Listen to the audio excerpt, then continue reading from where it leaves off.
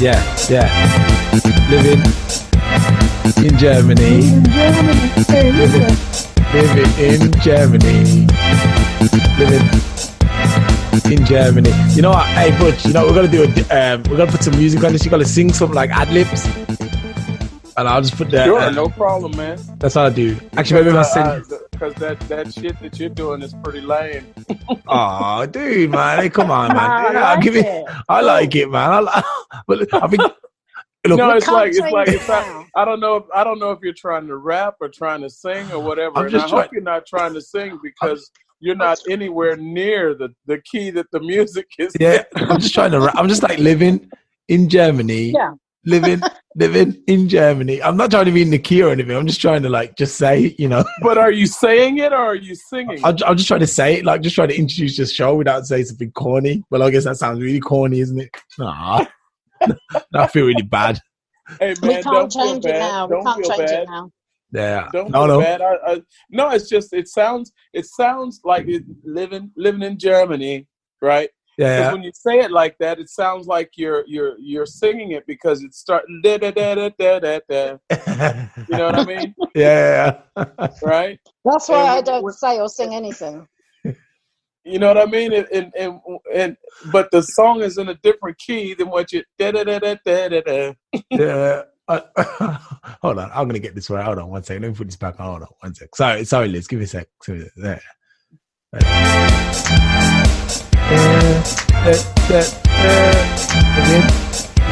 In Germany. I am just trying to say. I don't think I'm trying to get the key. I think I can't get that key somehow. It's too high for me, man. That's too high for me. Living.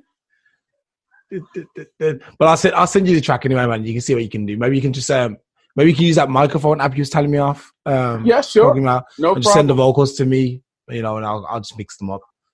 No problem. No problem, man. Anyway, welcome to Living in Germany. I got Butch, Liz, Queen Liz, and guys. The missing Black one is missing again. He's probably on a deadly mission. He's probably on a deadly mission somewhere. Yeah, with a Lamborghini or something. Yeah. Don't hate on him because he's got a life. We have a life too, man. Yeah, we have lives too. I have a life too. Actually, that's why we're doing the show today, not yesterday. That was supposed to be funny. Hey, it wasn't a dig, man. No. I'm not, as you say in England, taking the piss. You're taking the piss? Yeah. What did they say in German? Du verarsch mich. I don't even know that even. I don't know that. Yeah, I don't even know that translates because verarsch sounds like you're saying something something to do with the bomb, the derriere. Is that what it is? Yeah, it's like leck mich an Arsch. It's lick my bum. No. It's like you're trying to make an ass out of me. Yeah, that's it. That's what it is. Yeah. I guess. So don't ask me. Verarsch mich nicht. Don't turn. Yeah. Yeah, don't make an ass out of me. Yeah. Exactly. Yeah. Weird. But leck mich an ass is lick my ass. Yeah. Basically, it actually means kiss my ass. Yeah. Yeah, but they say lick. What they say lick as opposed to kiss, in it. Yeah. Yeah. Because it would be then kuss mich am Arsch. Or they say lick me on the ass. Yeah. Lick mich am Arsch. Yeah. Funny. Or the alternative without saying Arsch is du kannst mich mal.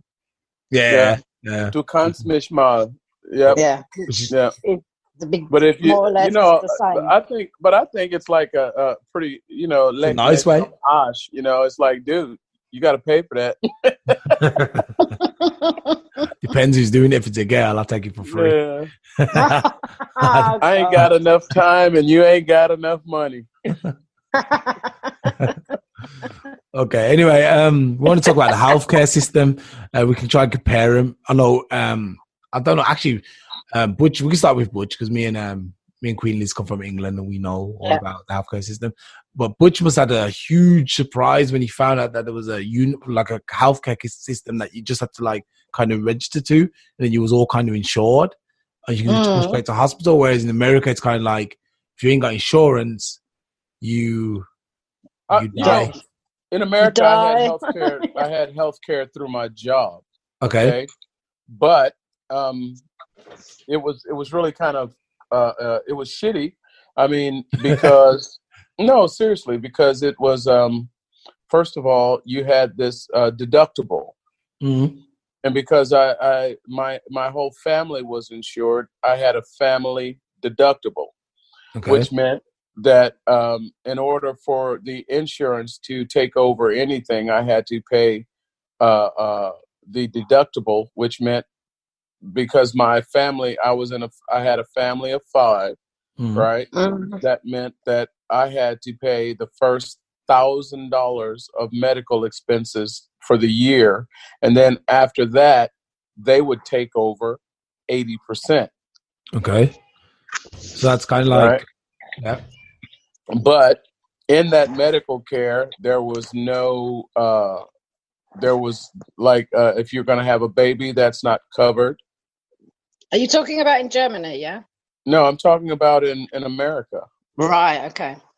And if you maternity care was not taken care of, and there was no dental. No dental.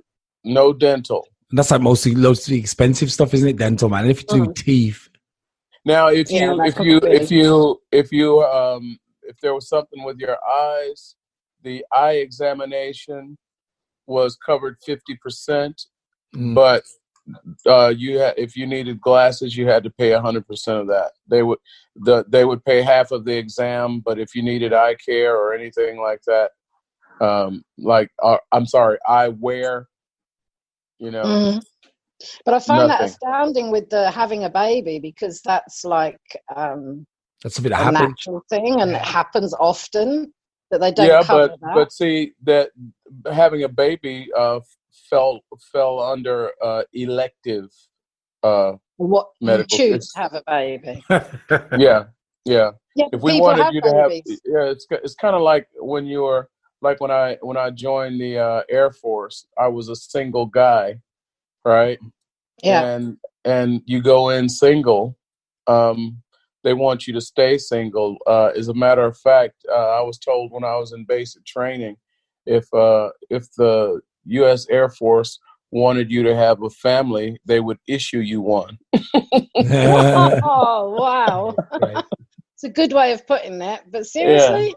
Yeah, that's just crazy with the family thing and the family maternity thing. But at the time that I went in, they would pay for your family expenses once you made E4, but if E1, E2, E3, or if you're an officer, they pay from the beginning. Yeah. But if you're enlisted, they would pay once you made the rank of E4 or above. And how long does it take you to get to that rank? Like 2 years. Depends. I made E4. I was kind of sharp. I made it what they call below the zone. As soon as I was eligible, which was 18 months. Yeah. Okay. So that's quick. But at that time, I didn't have a family, so I didn't have a family until later. So how's it? Because see, the thing is, I'm really confused about the American healthcare system. I mean, do you guys actually have no insurance, or do you have some sort of insurance? It's just not covered for everything. Well, they have Medicaid, Medicare. Like, say for instance, if you are you get shot. If you're poor. Yeah, if you're poor, yeah. If you're poor, they have Medicaid for people that are on welfare, but that's basically to care for your children. So what happens if you're unemployed and poor and you have some sort of money coming from the state? Are you automatically insured on Medicare then? No, your children are insured. And if you're old, you're insured as well. But if so you're over 60 for women or something, if you can afford to pay for your own health care, you have to do that. Or if you pay for your own health insurance, you can do that. But the problem with private health care that you get from you pay your insurance. It's normally governed by HMO, which is what they call a health management organization, Mm-hmm. which is a private company. They like give you an example. My son had he had an asthma attack, and I rushed him to the hospital and once we got to the emergency room, they were going to put him in the hospital, but they got him stabilized. They put him on a breathing machine, and then I gave him my insurance card. They called the insurance company, and the insurance company told the hospital that they weren't authorized to treat him or to admit him. And then no, they and then they sent a fax to the hospital and with a list of hospitals that I was authorized to take my son to.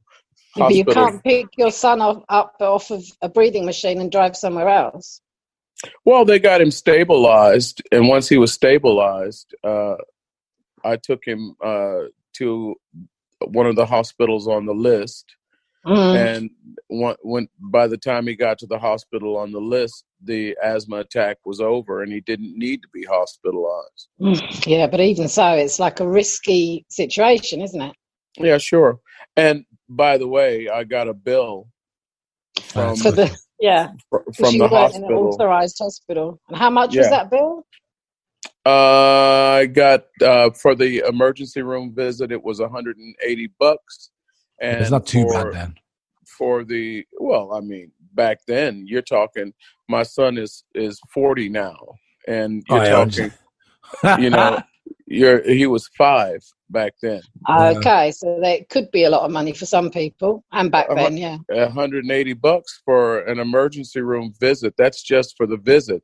To actually walk in the door, yeah. Yeah, the treatment. Though I fought with my insurance company, and they paid it. Because they paid it because I didn't get the list of authorized. Had I known that I wasn't authorized to take him there, I took him to the nearest hospital to my house. That's what you do, though, isn't it? From instinct. Yeah. And after they said, "Well, okay, we'll take care of this," but now you know. So you kept that list forever. Well, no, I kept that list until I got insured through my next job. Once I was insured through my next job, I could go to any doctor that I chose. It's just I had to pay the first $1,000 for my whole family once a year.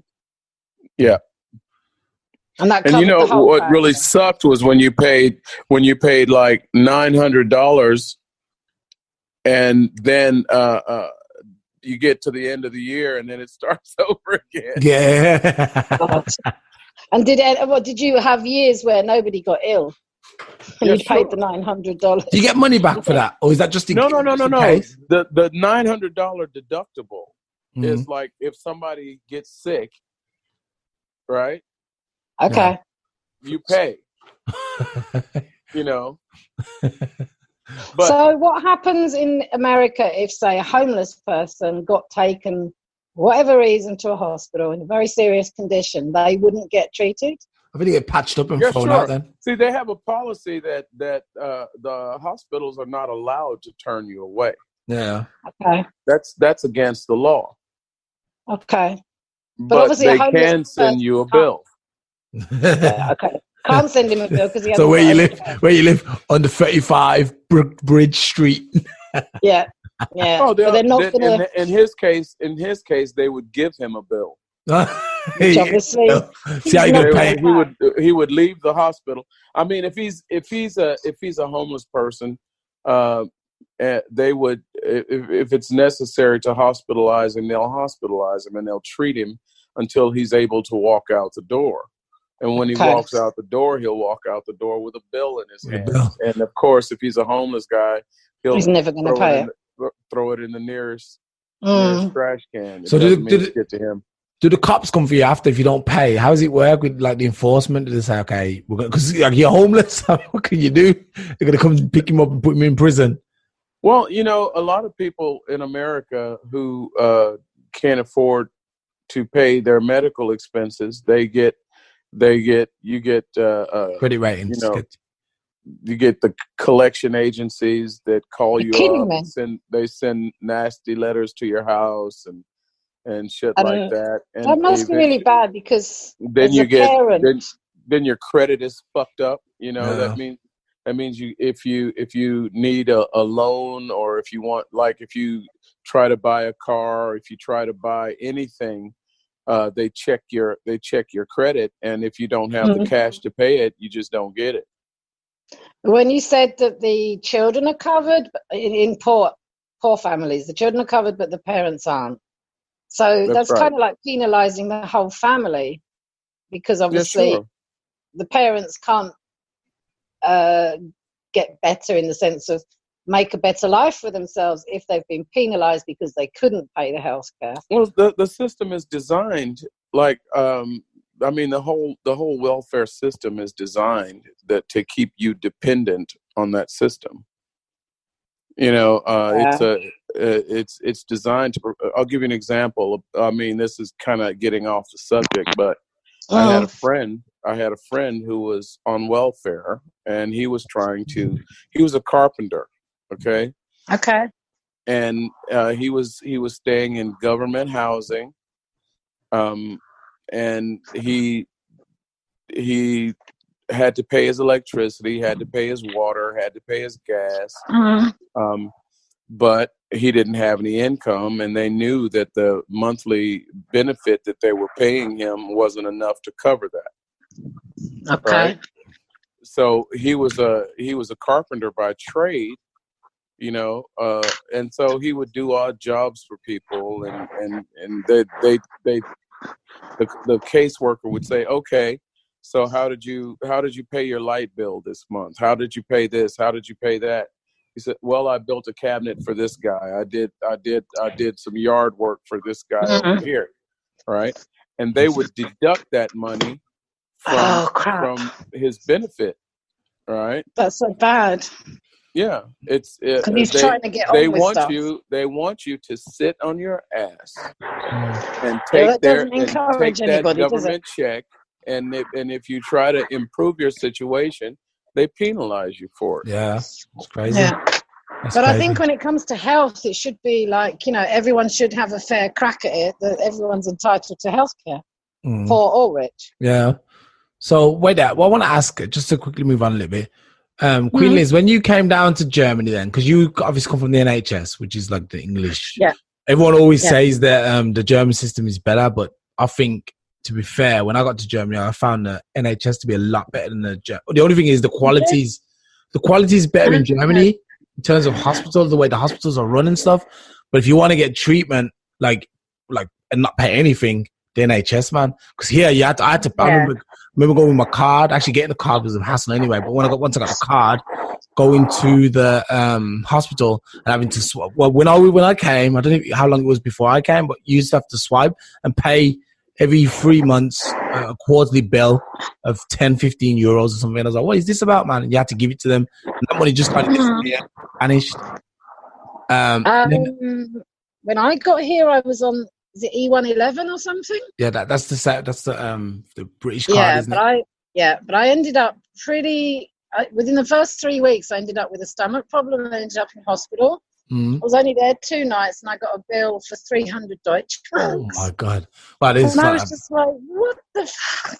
It's expensive, man. I was like, whoa, okay. But I think I ended up paying it, obviously, because I wasn't really sure how to work through the paperwork and get the money back, or was I covered, or I gave them my E11. I don't know what happened now. It's a long time ago. But I found definitely what you said, the quality is better here. But as you say, with the National Health Service, you can go to your doctor and then you might need whatever specialist. And eventually you get to see that specialist and don't expect any bills. Yeah. Whereas here, you could, I'm covered still on private insurance, but it goes through my work as well. Mm-hmm. And a little bit through the job centre. My ex-husband had an insurance for all of us, and we're all still insured on that. Okay. But it's definitely something to do with the job centre as well. But the fact, like, against what Butch said about having kids and everything, I mean, here, everything's free, isn't it, when you have a kid? Yeah, sure. What I didn't like about the National Health Service is the waiting times. Yeah, that's the problem. And for instance, my mum was diabetic and she got left in the corridor for 7 hours before she got taken up to a ward. And we were the ones running around saying, hey, she needs a blanket, hey, she needs her insulin. Yeah, okay, they're all overworked. But the whole kind of waiting in a corridor thing. A friend of mine nearly had a baby in the corridor in England. Really? Yeah, because she got, babies don't say what time they're coming. Yeah. So she's off she goes to the hospital and she's on the trolley and the baby starts coming, but there wasn't any room or anyone to attend to her. And then finally they got her into a side room or something and she had her baby. But that's very stressful, and I think that's quite often so in the National Health Service. Yeah, that's the complaint that I keep hearing from most of the people, the colleagues and friends that I have in England. They tell me that they have private insurance because the NHS is terrible. They'll put like a Band-Aid on a sucking chest wound and then send you out the door with an aspirin, I mean, I was really horrified because my mum was having like a hypo, it's dangerous. She was shivering and she had been there since 6 o'clock in the morning and we were still there in the afternoon until she got sent upstairs. I was freaking. And but they didn't have place for her. So what can you do? I don't know. But it's underfunded, isn't it? Yeah. Do you think that's what it is? Not only is it underfunded, but from what I understand, it's understaffed as well. Massively understaffed. And now they've got Brexit going on, they're going to have even less staff. Yeah. So they better start getting a express program through that gets people trained to be nurses. I heard they were doing an express program, but whether they're underpaid, underfunded, they work too many hours. And if they're doing that express shit, they're going to be underqualified as well. Exactly, yeah. The express stuff, it means what? They're just sending doctors in there that aren't fully qualified yet? Yeah, I guess so. Okay. Because I only kind of caught it on the edge about that and then changed to look at something else because I saw Boris Johnson's from what I understand, like, no, it's also going to be like the courses are going to be condensed where you get the highlights and then to get qualified, and then while you're actually treating patients, you do on-the-job training. There's somebody there that has the experience. You're not allowed to work without that person. But it seems to me that doesn't solve the problem, because if you're taking two or three doctors to do the job that one should do, it doesn't solve the problem of understaffing. The financial situation isn't going to change, is it? But I've also heard that since Corona, the operations have been put back at least 3 years. 3 years. Is that in the UK now? In the UK, my brother said that because he's 3 years. Waiting for a possible operation. And I said, you can't wait 3 years if you need an operation. Yeah. So, I mean, there's always that cliche story. The emergencies, the operations that are critical for survival, apparently those are not going to be postponed, but from what elective surgeries that are not necessary are going to be put on the back burner. No, he's kind of borderline for a heart operation, so obviously I'm worried, but if something happened, he would go straight in. But it's like the cliched story of the little old man or little old woman that needs a new hip and has waited 6 years or something stupid, Yeah. It was always like, I've finally got my new hip. But I don't know. I haven't had any dealings with the National Health in many years now, but I do find the German system good and the quality is good. Okay. From what I understand about the National Health Service as well, is that even if you're a foreigner, you can go in the hospital and be treated over there. Yeah, sure. If you don't live there, Officially sorry? live there, you mean? Do you mean if you don't officially live there? Exactly. Okay. I think that's about outright. Actually, I think with the national, I mean, I guess they take the money from the national health care system out of a big pot. I guess that's how it works. Yeah. So everyone contributes to it, and then everyone That's not how it works over here, man. Let me tell in you. Germany, no. So yeah, let's go back to but like when you got back. So when you first came to Germany, obviously you've learned of this new healthcare system that if you get shot, they're gonna sort you out. You know, they're not gonna just throw you out with send you out with a tablet, an aspirin, and say, "Yeah, go on and see how you sort yourself out because you got no insurance." How did that feel for you when you came in and thought to yourself? Was that like liberating, thinking, "Oh man, I got health insurance, man. This is a miracle." I thought it was amazing, and I was wondering why is it so difficult for Americans to provide that kind of service? But because the reason for that is the doctors and the hospitals have to pay so much money for malpractice insurance. Mm-hmm. Because you make one mistake and a patient can sue you out of business. And you're talking millions, aren't you? Then. Yeah, sure. America is a big country for suing people, isn't it? It's well known for that. Hell, I had a neighbor who made a living from suing people. Really? Just waiting at the right moment. An opportunist, just waiting on the side of the curb and just waiting to slip. Oh, no, I'm suing you. Hey, man. Yeah, but I've heard it in the past. Like, wasn't there one with McDonald's because they hadn't written on the lid of the cup, it's too hot. Be careful that it's hot or something? It's like, really? I've just ordered a very hot coffee, and then they sued the McDonald's. I'm like, how did they get away with that? That's one of the reasons why now you see on those cups of coffee, it says caution, contents may be hot. Yeah, maybe if you're lucky. And people suing cigarette companies when they got cancer. That's why they got all the adverts on there now. Yeah. Well, but no. Truly, it wasn't that people were suing; the government. When Bill Clinton went into the White House, he started what he did on behalf of the government is he started going after the tobacco industry to get back some of the money that the government was having to pay for treating cancer patients. People with cancer. Okay. Yeah. Okay, I understand it now. Then. Yeah, and then there was a class action lawsuit that they went after Philip Morris and Benson and Hedges and these tobacco companies. I think they were suing them for something like $800 billion. God.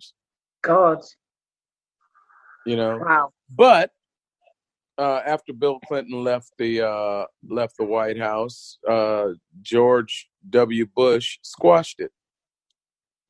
Hmm.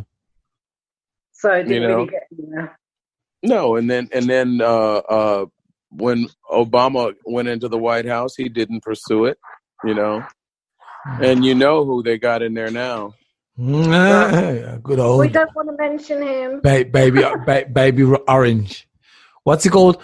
So what is the problem with Americans? Why can't they see the benefits of what the European systems are like? Because pretty much everywhere in Europe is like they have this universal healthcare. Why is it? For one thing, you don't have any doctors over here that are multi-millionaires from treating patients. Oh, that's what it is.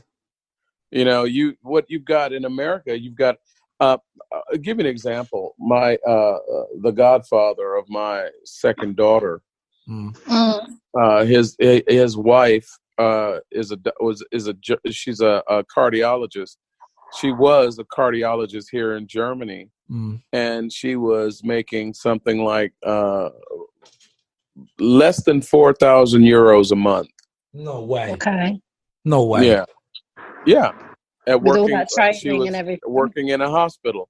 Well, she got a contract working at a cardiology, a private cardiology clinic in San Francisco, and her starting salary was $250,000 a year. No way. Yeah, that's why then. Shit. Now I understand. So it's all business. It's all business then. It's big business. Yeah. Instead of looking at the people that everyone's healthy, it's like, okay, who can make the most money? And if you can't pay, well, you die. Simple.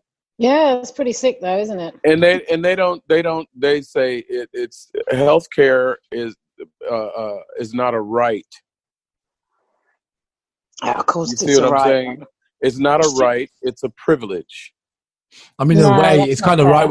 If you look at the notion that, it's a dog-eat-dog world and survival of the fittest and stuff, then yeah, they have a point. If you're basing it on those rules, they have a point. If you're being humane, right.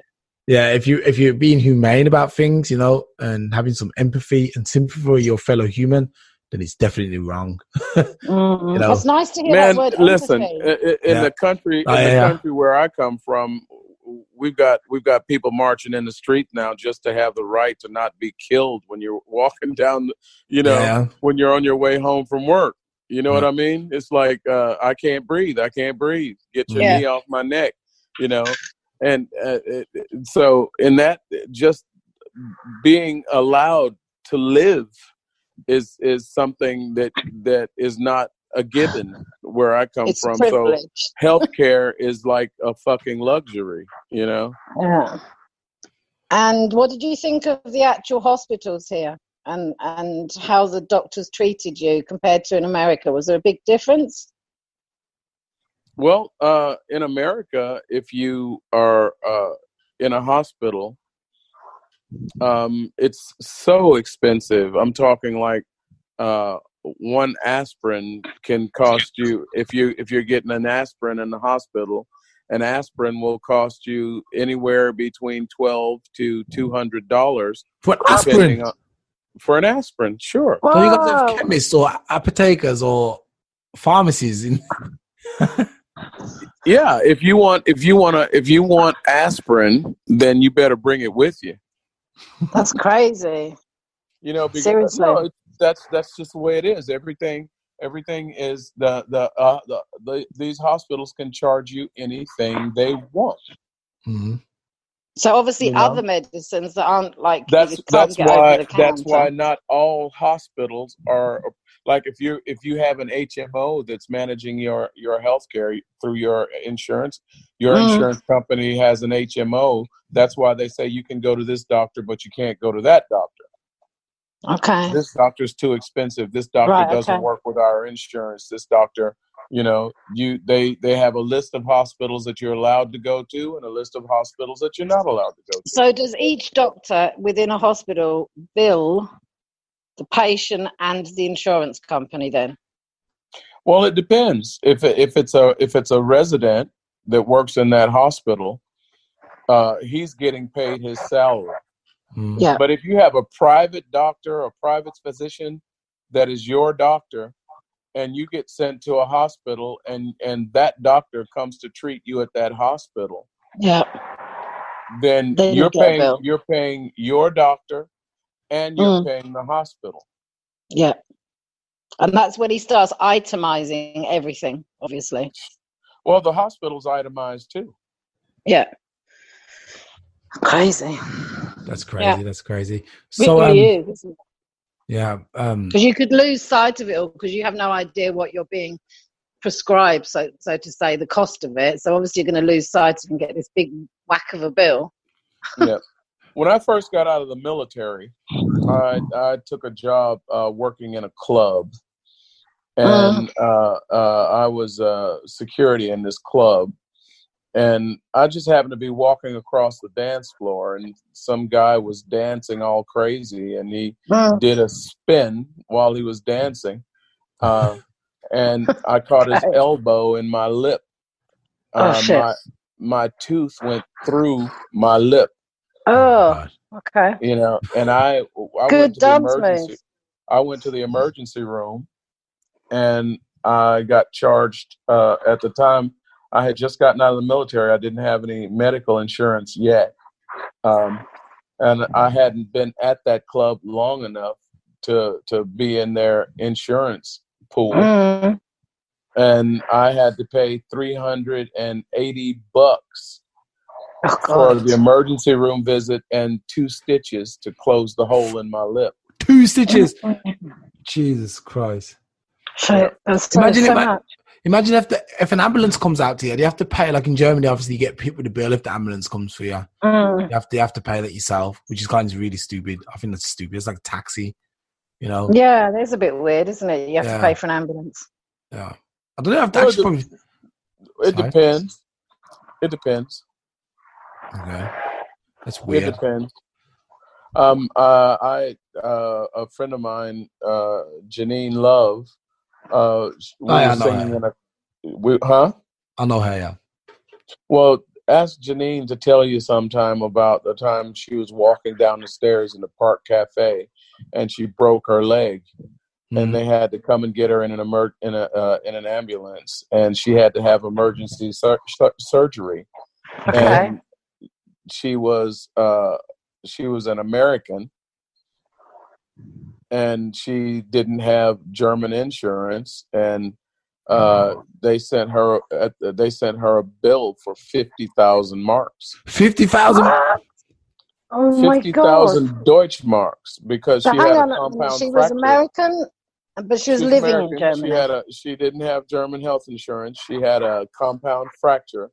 God, you can't pay that sort of money unless you're really rich. Well, the Americans ended up paying it, but crazy. Still.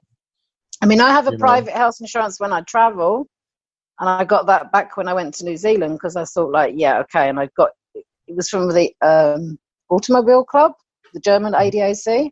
Yeah. And that's once a year, €70, and that covered my kids as well at the time. But it was so good. It was such a good investment, I thought. It covered if I had a car accident and they needed to get me out with a helicopter, it would take me straight to a hospital and send me back to Europe if I had to stay in hospital longer than my flight ticket. I was just like, wow, that's amazing. And then I had a tooth problem when I was in New Zealand, and I paid up front, sort of, I think it was $150. And I got that money back within 10 days when I got back to Germany from the health insurance. No. That was the private one I pay for yearly, but I've always kept it. What, the tooth? No. Most of the people that I know in America who are like working for minimum wage and things like that, most people are in debt because of medical medical bills, medical shit. Yeah, medical bills. They have debt that they just and they have their credit is shit. They can't buy a new car. Yeah. They can't. That's horrible. So it's a vicious circle, like you say. They want them to be dependent on the state, basically, a lot of the time. Yeah, sure. But that's just, that's just crazy. Well, I suppose we are lucky with the national health, although we complained about it. But I think what I noticed here most of all was the quality and the fact that you're mostly in a single room, or maximum there's one other person in the room. That was so surprising. I thought I was in a hotel when I got to the hospital, because they didn't have sheets and blankets. They had like duvets, and it was all quite, luxurious compared to London hospitals. Yeah, it's crazy. Back in the day, when I was knocking down the big bucks, when I was singing, I had private insurance, and that meant that when I went to the hospital, I got I didn't get just the regular staff doctor. I got the chef arzt. Okay. Always had a private room, never had to share a room with anybody. And that was a thing. The only thing that I didn't like about the private insurance was that if I went to all of my prescriptions, I had to pay for them up front and then get reimbursed. Okay. Okay. And then for some treatments, I had to pay the doctor up front and then I got my money back. But it was Just always. the system. I'm sorry. That was just the system, yeah. Yeah, sure. That was just the private insurance. One of the things that would, because and they also the doctors if you got private insurance, just the color of the prescriptions is a different color, so the pharmacist knows that you have to pay the full price, Right. And then it was the treatment was better. And also, if you get private insurance, you can pretty much bet that your treatment is going to be, they're going to spend more time with you than they would spend with somebody who's just got the regular städtische. Yeah, sure. It's a bit unfair, obviously, but it's money, isn't it? It's money at the end of the day. Yeah. Sure. And I find that, like I said, that's why most you. of my friends in England all have private insurance, because they say the NHS is shit. Mm. Yeah. I mean, I don't know what it's like now, but I only hear about it from my family. And I just, oh God, it is better here. But what I noticed here was as well, they weren't going to just dish out antibiotics. They were very they examined you longer. They spent more time asking questions. They literally, in England, I used to walk into the doctor and go, oh yeah, I've got this. And they'd write a prescription without even looking at me. Yeah, sure. Then again, actually, that doesn't apply to all doctors, because I was in where we live. I went to the hospital there, and they were pretty much like, knock as many people out as quickly as possible. Like, it was like people were on a conveyor belt. So I think it's not. Okay. I think it just depends on what doctor you go to. I know one doctor where my house doctor, he's quite, that, and then he signs the paper and you leave. And I went to another doctor across the road from him while they were away on holiday, and they were really thorough. Yeah, they were very thorough with everything. So it does depend on the doctor then, yeah? Definitely depends on the doctor. Okay. So I would say overall, the best doctors or the best place to have medical care is in Germany. Followed by probably America if you can afford it, and then probably England last. Although England is the most cost effective and the best one to go to if you're broke. I reckon. Yeah. Okay. Cool. Well, the thing of it is, in England, they're not going to stick you with a big bill, Yeah, no, that's something I think at the end of the day, that's what you want, and you don't want to be hit with a bill. No, you might have to wait in the corridor though. Yeah, that's it. Yeah, you might have to wait 6 weeks, but you'll get seen. In America, you get seen straight away, but after that, a big bill's gonna hit you. Oh, absolutely. Well, a lot of places they won't even see you. In America, or what? Yeah, if you go to a doctor, I'm not talking about the emergency room, but if you go to a doctor, they'll tell you, nah. Who's the first thing they ask? Okay, who does your insurance? Okay. Let me see what insurance do you have? Then if you say, well, I don't have insurance, they say, well, go to the emergency room. Yeah, we'll see. See you next time, and that's what they say. Okay, guys. See you next time. All right, guys. Thanks. Bye. Have a nice evening. Bye.